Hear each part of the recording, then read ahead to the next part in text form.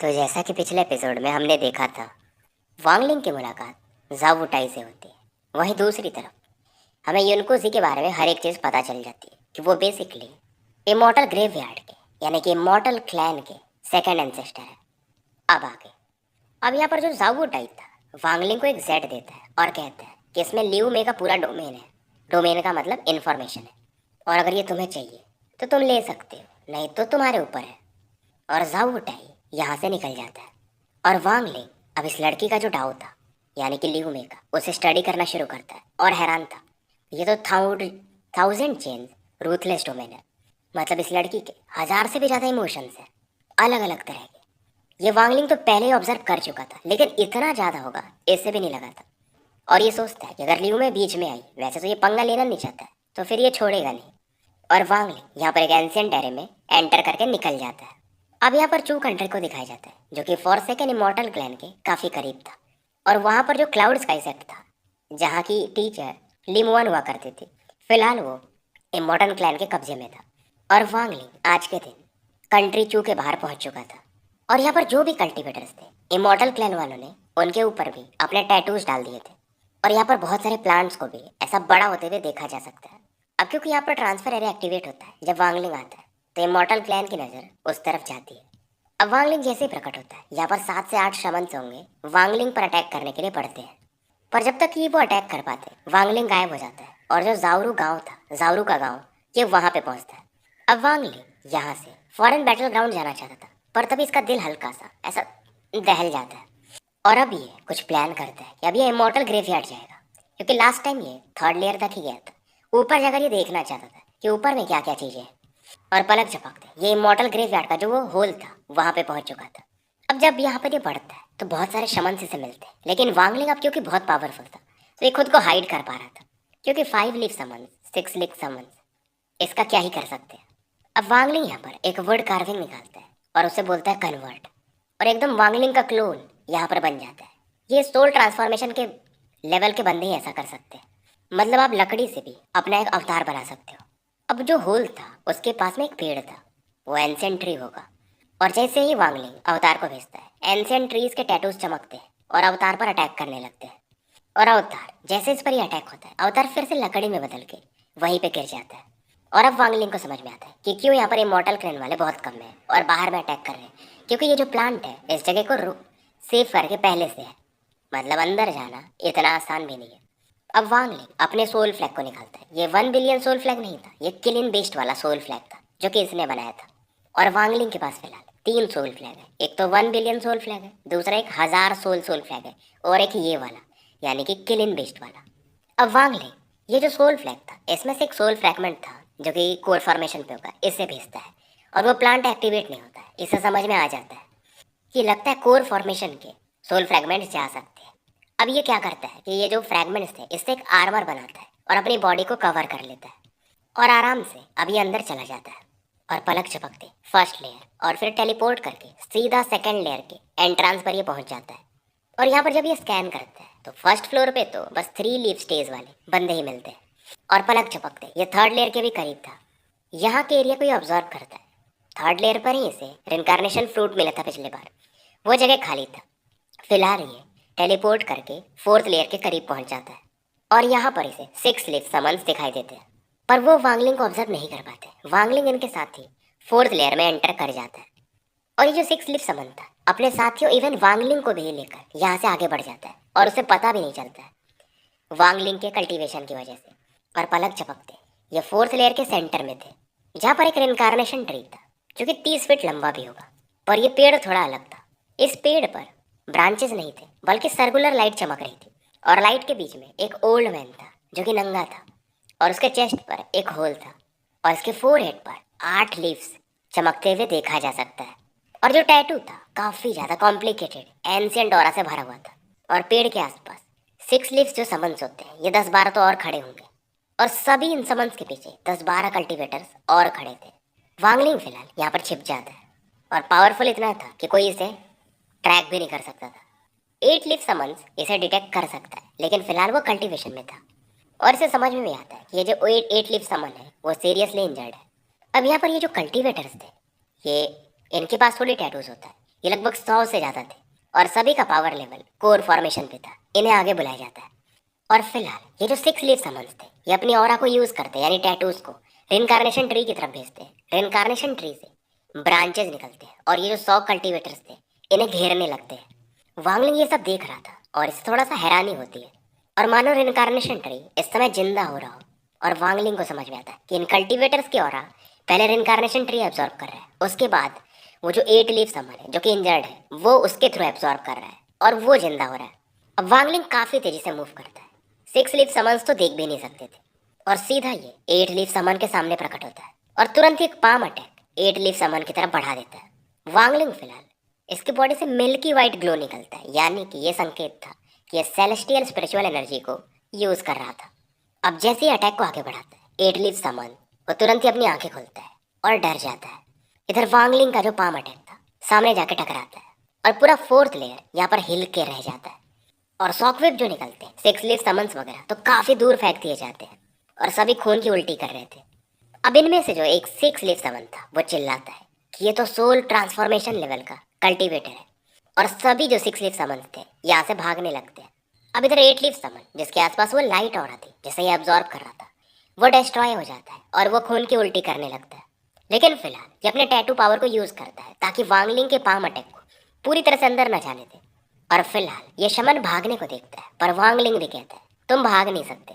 और वांगलिंग सबसे पहले रिनकार्नेशन ट्री को तोड़ फोड़ देता है और जो 100 कल्टीवेटर्स उन पेड़ के ब्रांचेस से बंधे हुए थे वो भी जमीन पे गिर जाते हैं। फिलहाल ये लोग जाग तो जाते हैं पर काफी कंफ्यूज थे। वांगलिंग इनसे कहता है निकल जाओ यहाँ से। और फिलहाल वांगलिंग यहाँ पर मॉस्क्विटो बिस्ट को बाहर निकलता है। वांगलिंग कुछ बोलता भी नहीं, मॉस्क्विटो बिस्ट समझदार हो चुका था। ये समझता है कि इसके मास्टर को क्या चाहिए और जो भी 6 लीफ समन्स भाग रहे थे ये उनके पीछे पड़ जाता है और एक एक को निपटाना शुरू करता है क्योंकि मॉस्क्विटो बिस्ट बहुत फास्ट था। अब ये जो कल्टीवेटर्स आए हुए थे इनमें से एक वांगलिंग को पहचान जाता है और कहता है फाउंडर। वांगलिंग भी इस बंदे की तरफ देखता है, हालांकि वांगलिंग शायद इसे पहचान नहीं पाता है।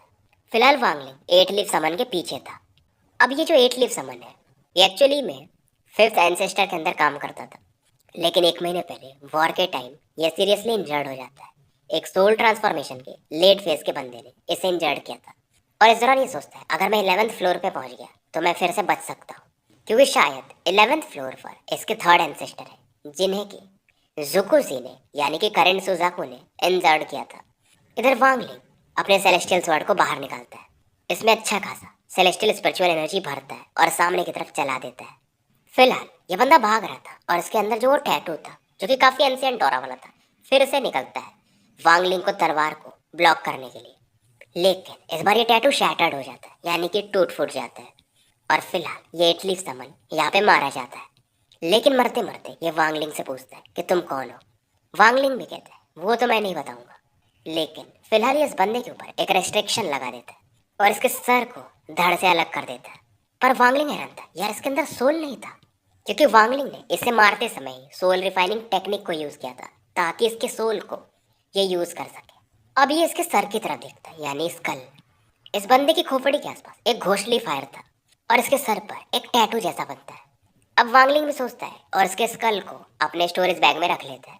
इधर मस्किटो बिस्ट भी इसके करीब आ चुका था और इसके डंक पर खून को देखा जा सकता था। वांगलिंग फिलहाल मस्किटो बिस्ट को अंदर भरता है, 4th लेयर को चेक करता है और 5th लेयर की तरफ बढ़ जाता है। अब जो 5th लेयर था ये 4th लेयर से भी काफी बड़ा था और बंजर भी नहीं था, मतलब पौधे वगैरह यहाँ पर देखे जा सकते हैं। 5वें लेयर पर वांगलिंग को 3 रिनकार्नेशन ट्री देखने को मिलते हैं और हर एक रिनकार्नेशन ट्री पर 8 लीफ समन्स यहाँ पर रिकवर कर रहे थे। अब वांगलिंग एक की तरफ बढ़ता है कि इसे भी निपटा ही देता हूँ, पर तब ये कुछ तो फील करता है और पीछे हट जाता है। यहाँ पर जो कुछ काई, अगर आप समझते हो, जो जमीन पे हरे हरे पौधे उग जाते हैं, वैसे कुछ प्लांट्स थे जो कि इकट्ठा होने लगते हैं और एक ऑरा, एक ह्यूमन ऑरा के रूप में बदल जाते हैं और एक आवाज आती है कि फॉरेनर यहाँ से निकल जाओ। वांगलिंग को भी आता है गुस्सा, ये निकालता है 1 बिलियन सोल फ्लैग को, क्योंकि वांगलिंग जानता था इसके पास समय कम है, जल्दी से इन चीज़ों को निपटाना पड़ेगा। और ये बोलता है इन सभी सोल्स को कि फ्यूज हो जाओ। अब जैसे ही सभी सोल्स फ्यूज होते हैं एक एसेंडेंट लेवल का पावरफुल सोल बनता है और पूरा 5th लेयर यहाँ पर कांपने लगा था और बाकी जो सोल्स बचे थे इस प्राइमरी सोल्स के आसपास घूमते रहते हैं और ये तुरंत ही आदेश देता है कि मार दो। अब यहाँ पर जो भी प्लांट्स थे एक के बाद एक ये एसेंडेंट लेवल कल्टीवेटर सोल सबको खत्म करने लगता है। और सबसे पहले अब ये रिनकार्नेशन ट्री के पास बढ़ता है, जहाँ पर एक बंदा 8 लीफ समन खुद को हील कर रहा था और ये उसे मार देता है। और बाकी भी जो 2 बचे हुए थे 8 लीफ समन, उन्हें भी ये मार देता है और इनकी खोपड़ी को रख लेता है। अब वांगलिंग यहाँ से 6th लेयर की तरफ बढ़ता है और वांगलिंग का मेन टारगेट ये रिनकार्नेशन ट्रीज थे। 6th लेयर पर भी 3 रिनकार्नेशन ट्रीज इसे देखने को मिलते हैं और यहाँ पर भी 3 लोग हील कर रहे थे और तीनों को ये मार देता है। वांगलिंग ऐसे बढ़ता है 7th लेयर, 8वें लेयर, ऐसे करते करते ये 10वें लेयर तक पहुंच चुका था। 10वें लेयर तक आते आते ये जो सोल था ये कोलैप्स कर जाता है, क्योंकि ये जो 1 बिलियन सोल फ्लैग से आप एसेंडेंट सोल बनाते हो वो आधा घंटे से ज़्यादा नहीं रह सकता। तो फिलहाल वांगलिंग 1 बिलियन सोल फ्लैग को अंदर रख लेता है और इसे समझ में आता है कि जितनी बार इसे यूज़ करो इसमें थोड़े से वीकनेस आते हैं, इसीलिए 1 बिलियन सोल फ्लैग को ज़्यादा यूज़ नहीं किया जाता है। और वांगलिंग अब तक यहाँ पर 8 लीफ समन्स को मार चुका था, यानी लेवल 8 वाले, क्योंकि असेंडेंट लेवल के कल्टिवेटर्स प्लेनेट सुजाकू पर बहुत कम लोग थे। एक तो युनकोजी थे जो कि इमॉर्टल क्लैन के ही हैं, उनके अलावा जोकोजी हैं, यानी कि अभी करंट सुजाकू, एक है चू युनफे जो कि अब इस प्लेनेट को शायद छोड़ चुके हैं, और एक और है और सैतरिंग शैक्ट के एसेंडेंट कल्टिवेटर लेट फेज के, लेकिन फिलहाल वो भी सीरियसली इंजर्ड है। और वांगलिंग 10वें फ्लोर तक आते आते इससे बहुत सारे स्पिरिचुअल स्टोन्स भी मिले थे, पर इनसे भी ज़्यादा वांगलिंग का ध्यान इन लोगों की खोपड़ियों पर था जिस पर टैटू के मार्क थे, और सभी का पावर लेवल सोल ट्रांसफॉर्मेशन के बराबर था। और वांगलिंग को इस दौरान ये लगता है 11th फ्लोर पे काफ़ी खतरे हैं, और 11th फ्लोर पर जाने से पहले ये एक फॉर्मेशन बनाता है। और बेसिकली ये फॉर्मेशन एक ट्रांसफर एरे था, मतलब अगर कुछ प्रॉब्लम हुआ तो ये तुरंत से उसमें एंटर करके यहाँ से काफ़ी दूर निकल जाएगा। और ये चीज़ इसे एंसेस्टर डूटियान ने सिखाया था। अब फॉर्मेशन बनाने के बाद ये 11th लेयर की तरफ बढ़ता है। 11th लेयर पर पूरा अंधकार था और ब्लैक स्मोक आसपास देखा जा सकता है। 11th फ्लोर पर ऐसे कुछ टैटूज के शेप के चैनल्स दिखते हैं और आसपास रेड लिक्विड देखने को मिलता है, और यहाँ पर काफ़ी कोल्ड ऑरा थी, जैसे कि हम एक्सट्रीम यिन कह सकते हैं। और टैटू के एकदम सेंटर के बीच में एक नेकेड वुमेन थी और उसके बॉडी से एक डेमोनिक ऑरा को फील किया जा सकता है। और वुमेन दिखने में काफ़ी भरी हुई थी और परफेक्ट शेप में थी, और इसके बॉडी पर कोई टैटू का मार्क नहीं था, लेकिन 4 हेड पर 9 लीफ प्लांट यहाँ पर चमक रहा था और दिखने में ये काफ़ी सुंदर थी। और इतनी सुंदर वांगलिंग ने आज तक 2 ही लोगों को देखा था। एक तो वो सेलेस्टियल कॉर्प्स, यानी कि जो वो लाश है इसके पास, वो लेडी के सेलेस्टियल कॉर्प्स, उसके अलावा इतनी सुंदर इसने ल्यूमे को देखा था। अब वांगलिंग इस वुमेन से मिला नहीं था, लेकिन इसको एक फैमिलियरिटी फील हो रही थी। अब ये जो वुमेन थी इसके आसपास एक स्क्रॉल भी घूम रहा था जिसमें 9 गोल्डन लाइट्स यहाँ पर चमक रहे थे, और वो लाइट इस वुमेन के 4 हेड में यहाँ पर फिलहाल एंटर कर रहे थे। और जैसे ही वांगलिंग इस स्क्रॉल को देखता ये हैरान था, क्योंकि स्क्रॉल भी ये पहचानता था। ये स्क्रॉल इसके पास भी था, लेकिन इसे आज तक पता ही नहीं था कि इसे यूज़ कैसे करना है। इस दौरान ये जो वुमेन थी ये अपनी आंखें खोलती है। इधर वांगलिंग भी थोड़ा सा डर जाता है और फाइनली इसे पहचान जाता है। अब वांगलिंग का जो सेलेस्टियल स्वॉर्ड था उसमें एक हमिंग साउंड होता है और उसके अंदर से फर्स्ट डेविल बाहर निकल के आता है और कहता है लिटिल सिस्टर फेरी। और इस दौरान उस वुमेन से भी आवाज़ आती है कि मेरा सोल फ्रैगमेंट, यानी इसका वो जो सोल फ्रैगमेंट था जैसे कि फर्स्ट डेविल बोलता था, उसे यहाँ तक लाने के लिए थैंक यू। वांगलिंग का चेहरा इस समय अगली था और ये इसे घूरता है, और उधर फर्स्ट डेविल इस वुमेन की तरफ बढ़ने लगा था और बोल रहा था लिटिल सिस्टर फेरी, आपका बड़ा भाई जू आ रहा है। ये वुमेन स्माइल करती है और अपनी एक उंगली को फर्स्ट डेविल के 4 हेड की तरफ बढ़ाती है, और इसकी ऑरा की वजह से फर्स्ट डेविल काफ़ी पेन में आता है और कहता है, मतलब इसे गाली मारता है। और फिलहाल फर्स्ट डेविल पीछे आ जाता है। इधर वांगलिंग एकदम हैवी टोन से इस वुमेन से पूछता है कि तुम कौन हो। अब ये वुमेन बताती है कि कल्टीवेटर की दुनिया में मुझे लोग मेजी कहते हैं, लेकिन फॉरसेकन इमॉर्टल क्लैन में मुझे लोग थर्ड एंसेस्टर कहते हैं। वांगलिंग भी कहता है, अच्छा तो आप थर्ड लॉर्ड एंसेस्टर हो, ठीक है फिर मैं माफ़ी मांगता हूँ और यहाँ से निकलता हूँ। और वांगलिंग जाने लगता है।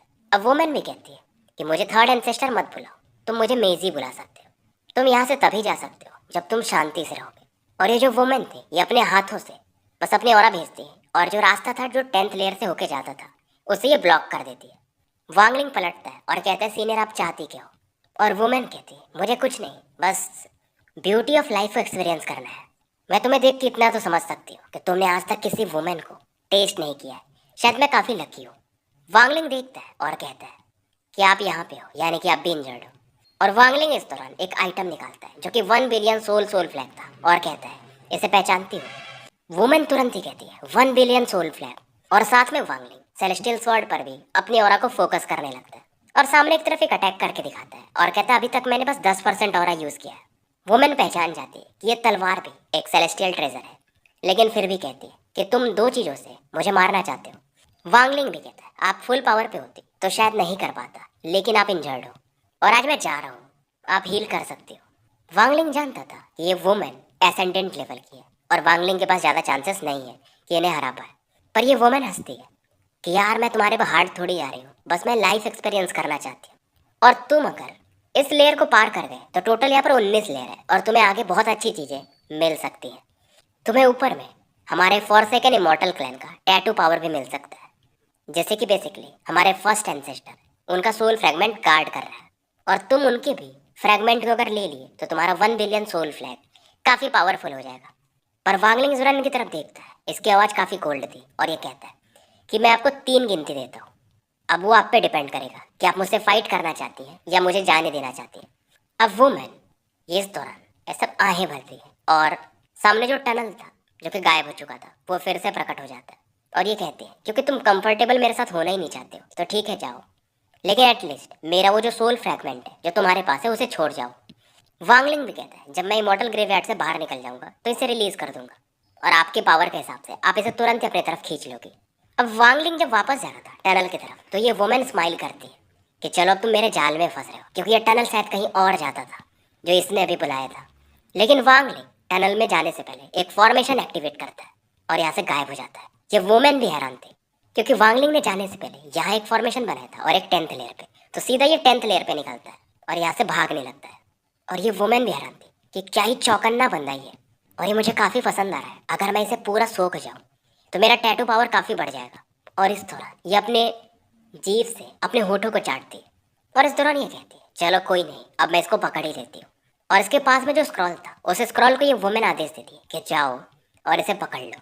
अब ये स्क्रॉल गायब होता है और इस दौरान ये वुमेन कहती है एक सोल ट्रांसफॉर्मेशन का बंदा जिसने वुमेन को टेस्ट ही नहीं किया और ये फिर से अपने होठों को छू रही थी कि जल्दी आओ मजा आएगा। इधर वांगलिंग भाग रहा था और इसका डिवाइन सेंस चारों तरफ फैल चुका था क्योंकि इसे भी मालूम था ये वुमेन इतना आसानी से वांगलिंग को जाने तो नहीं देगी। इधर वांगलिंग सेकंड लेयर तक पहुंच चुका था और फर्स्ट लेयर से टेलीपोर्ट करने ही वाला था तब ये कुछ फील करता है और तुरंत ही अपने सेलेस्टियल स्वॉर्ड को आगे की तरफ चलाता है और यहाँ पर फाइनली वो स्क्रॉल वांगलिंग को दिखाई देता है। स्क्रॉल खुल चुका था और इसमें 10 पर्पल डॉट्स को देखा जा सकता है जो कि एक सर्कल बना रहे थे और इन 10 बिंदुओं में से एक स्नेक टैटू बनता है और पलक झपकते ये 1000 फुट का ड्रैगन बन चुका था। पर वांगलिंग इधर अपने सेलेस्टियल स्वॉर्ड से इस पर अटैक करता है, लेकिन उस स्नेक को कोई फर्क नहीं पड़ रहा था। वांगलिंग को समझ में आता है कि शायद सेलेस्टियल स्पिरिचुअल एनर्जी इस पर काम नहीं करेगा। अब वांगलिंग यहाँ पर रेस्ट्रिक्शंस बनाने लगता है और इस बार ड्रैगन को पीछे हटना पड़ता है और फाइट करते करते वांगलिंग फर्स्ट लेयर पे पहुंच चुका था।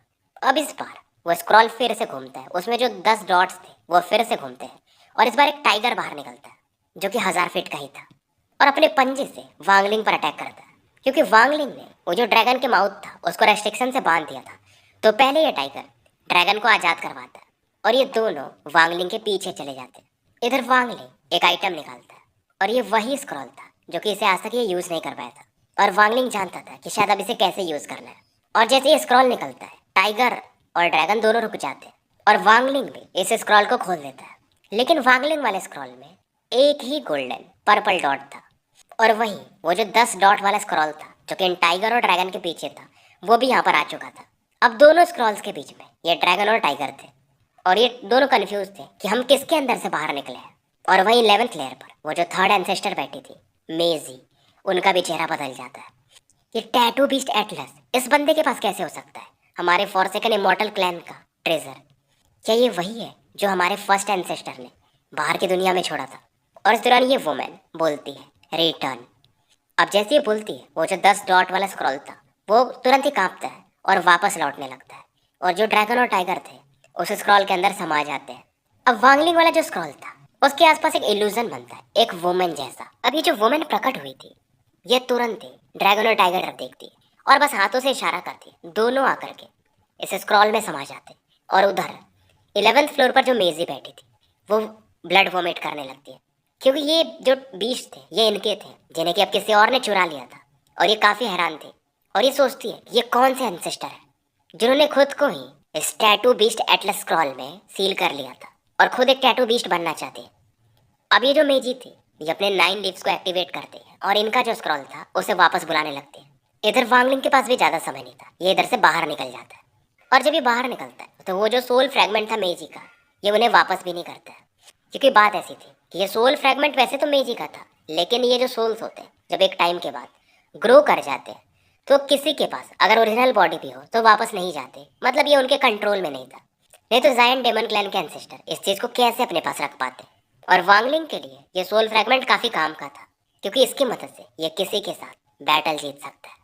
इधर सीन शिफ्ट होता है और जुकुजी को दिखाया जाता है जो कि माउंट सुजाकू पर कल्टीवेट कर रहे थे और इनके आसपास एक रेड क्रिस्टल घूम रहा था जो कि हार्ट के शेप में था और ये था कल्टीवेशन प्लैनेट हार्ट, जो कि पूरे प्लैनेट को कंट्रोल करने के लिए यूज़ किया जाता है और इसी की मदद से हम कल्टीवेशन प्लैनेट क्रिस्टल को भी कंट्रोल करते हैं। जुकुजी आंखें खोलते हैं और इनकी आंखों में एक पागलपन था जो कि पहले नहीं था और ये बोलते हैं युनकुजी, मैं फॉरसेकन इमॉर्टल क्लैन को हेट नहीं करता हूँ लेकिन तुमसे बहुत ज़्यादा करता हूँ, तुम एक धोखेबाज हो। और ये किसी का नाम लेते हैं कि कियान पिंग हाई, अगर आपके पास सोल है तो देखो आपने किसको चूज़ किया था।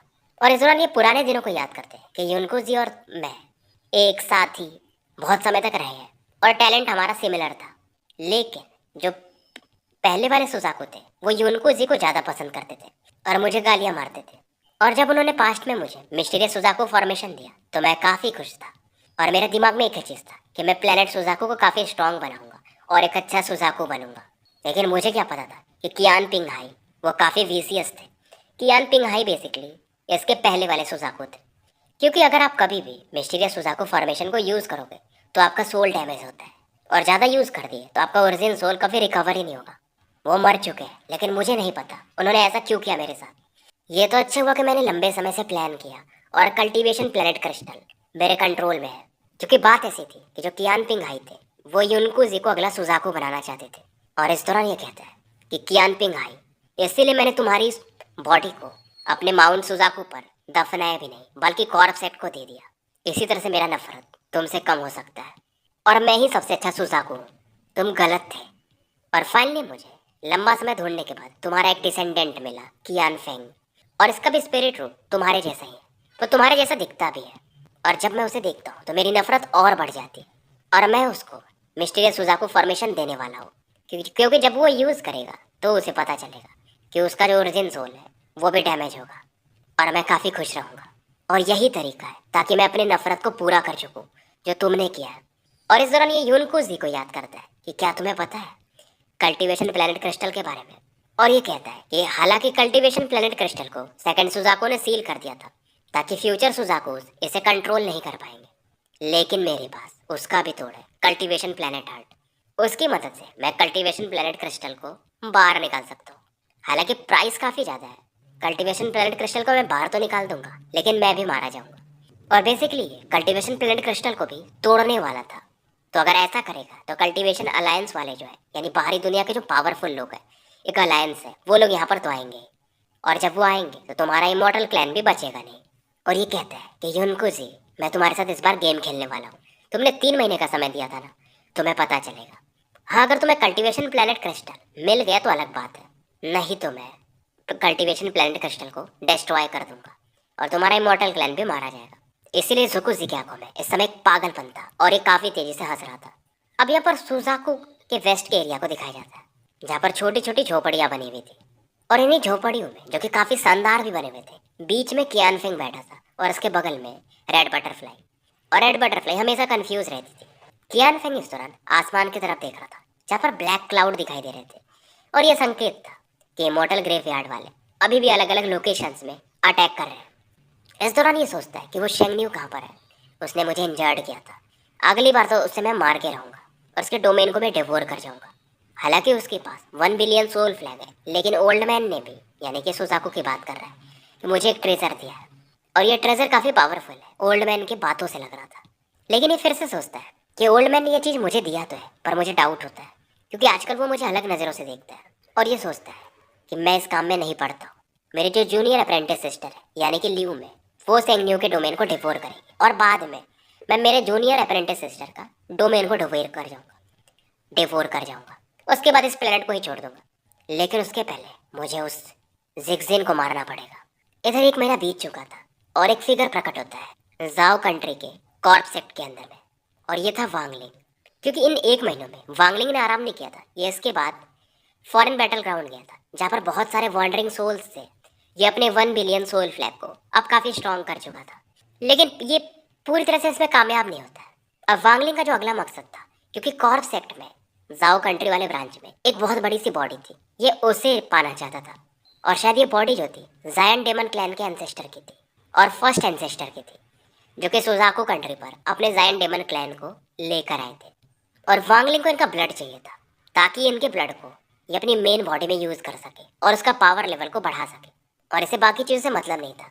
इसका बस एक ही मकसद था कि कल्टीवेशन प्लेनेट क्रिस्टल हासिल करना है और इस प्लेनेट को छोड़ देना है। उसके बाद ये टियानियन प्लेनेट पर जाएगा, जहाँ पर इसके जो टीचर है जिनका नाम टियानियन है, या जिन्हें लोग प्यार से ऑल सीर भी कहते हैं, उनका ये डिसाइपल बनेगा और असेंडेंट लेवल और उसके भी ऊपर जाएगा। फ्यूचर में ये सुजाको लौटेगा और ये देखना चाहता था ये कल्टीवेशन अलायंस वाले जो कि बहुत पावरफुल कहे जाते हैं वो लोग कैसे हैं। और ये सोचता है कि फिलहाल तो मैं जोकोजी को नहीं हरा सकता, लेकिन उनके जो 2 डिसाइपल्स हैं लियू में और कियान फे, इन दोनों को मैं टेस्ट करके तो जाऊंगा ही।